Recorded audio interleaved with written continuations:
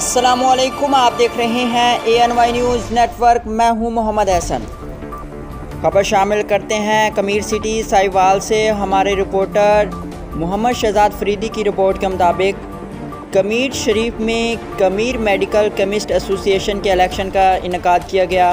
तफसीलात के मुताबिक कमीर शरीफ में कमीर मेडिकल केमिस्ट एसोसिएशन के 30 मुस्तकिल अरकान ने 2023-24 2 साल के लिए सदर के इंतखाबात के लिए इलेक्शन में हिस्सा लिया। सदर के ओहदे के लिए 2 उम्मीदवार डॉक्टर नईम भट्टी और डॉक्टर शाहिद गुज्जर ने हिस्सा लिया। इलेक्शन का इनेकाद अल फारूक पब्लिक मॉडल स्कूल में 5 अरकान पर मुश्तमिल एग्जेक्टिव बॉडी और मीडिया की ज़ेर निगरानी मुनक्किद कराया गया, जिसमें सदर का इंतखाब खुफिया राय दही से किया गया। कुल 29 मेंबर्स ने वोट कास्ट किया। डॉक्टर शाहिद गुज्जर 17 वोट लेकर 2 साल के लिए सदर मुंतखब हो गए। इससे कबल हकीम Mohammad Abdullah कमीर medical chemist association के सदर थे।